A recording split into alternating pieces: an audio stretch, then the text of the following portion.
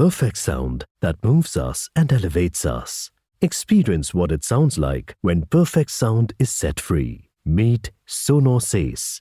Perfect sound now goes wherever you go. Discover Sonos Ace today. A common sense recap of the day's biggest stories. It's John Catsimatidis and Rita Cosby. Katz and Cosby on 77 WABC. Well, we are back here on Katz and Cosby. John has some tapings for a big movie, which we're going to talk about in the future, which is really, really great. And we continue now with General Blaine Holt. General Holt is retired U.S. Air Force Brigadier General, former C-17 combat commander, also former U.S. Deputy Military Representative to NATO. And General Holt, this is big news today. Now, apparently, the U.S. Obviously has now, Biden administration allowed Ukraine to use long-range missiles into Russia. There are reports that they use several of them. And Putin is saying, well, you know what? We may have to lower the standards on when we use nuclear weapons. Are we on the verge of World War III? What's going on? Well, it's great to be with you all on a pretty stark day. Unbelievable policy that's being enacted here.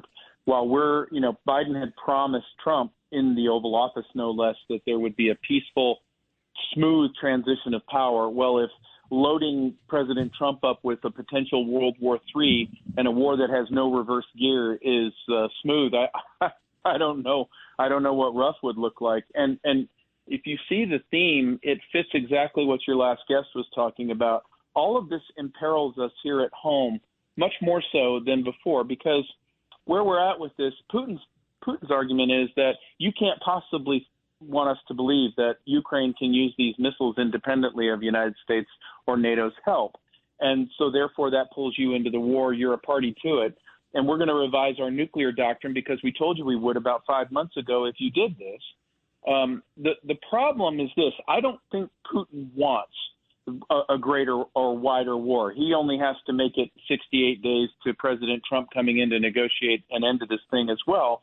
But now that Ukraine has the ability to go ahead and fire these missiles, all it takes is a miscalculated missile that sneaks through a defense, hits the Kremlin, hits a school, hits a hospital, and then suddenly Putin has no choice because the Russian people are putting him into a war with no reverse gear. It's very dangerous. And there are other options besides just nuclear that Putin has at his fingertips. We saw a little bit of that in the Baltic yesterday with data cable cuts. Yeah, absolutely. Governor Pataki, you know the region well. Yes, General, I have to raise some questions about what you were saying here. You know, you were just saying how suppose one of these attack-M missiles hits a hospital, Russia will have to act. Well, Russia's been destroying Ukrainian hospitals and schools and nurseries for close to 3 years. Putin has engaged in an evil war of aggression against a country that was recognized globally as an independent, moving towards a democratic country. Should we just all of a sudden sit back and say, well, we can't anger Russia? I know the goal is to have a negotiated settlement, but it seems to me the stronger Ukraine is, the more likely a reasonable settlement could be achieved. Well, so I agree with you. If you want to look at it about the moral test of this war, but these missiles don't equate to a military victory. There is no way that an ATACMS missile is going to reclaim 1 acre of Ukrainian land. There is no one here on the call with you that is in any way defending Russia whatsoever. But where we're at now, and let's be very clear, Zelensky and Ukraine are not a nuclear power. Russia is. And they're revising their nuclear doctrine right now, which makes this whole situation much more dangerous at a time when we're transitioning power. If you're not going to get a military victory out of this maneuver, if there's only one thing that's changed in the formula from the time this Biden administration said we're not going to give you that approval, and that is the election of Donald Trump.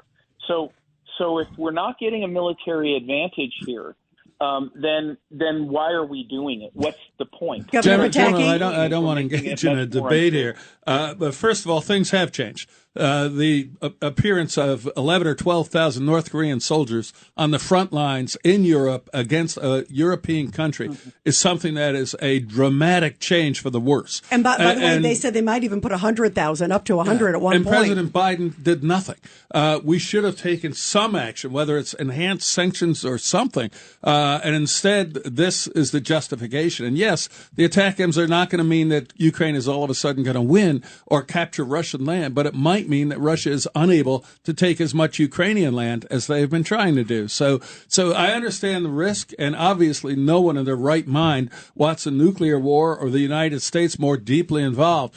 But on the other hand, I think we need to do everything we can to make Ukraine as strong as possible to achieve a fair negotiated settlement. And real quick, General Holt. I think you got to there's something that you said, Governor, that I think is the key. And the key is in a weak spot that Russia has right now. Their economy is in shambles. They're running about a 25% inflation rate. They're locking up butter in their stores so that their people can't steal it.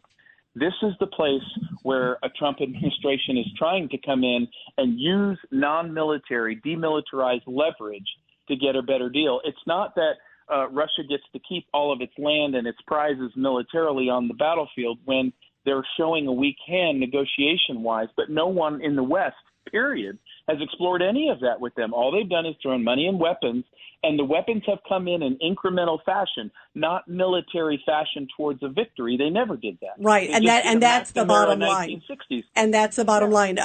General Holt, we got to go, but you're right. I mean, also, if Biden administration wanted to win, they would have given it to them on the day one. They would have not fought the MiGs going in. I mean, it's been the drip. We would have had a no-fly zone that after. Oh, it's been despicable. Yes. You know how I feel. I'm half Polish, so I get that. You know that. General Holt, thank you. Great insight. Thank you very much. Thank you, General.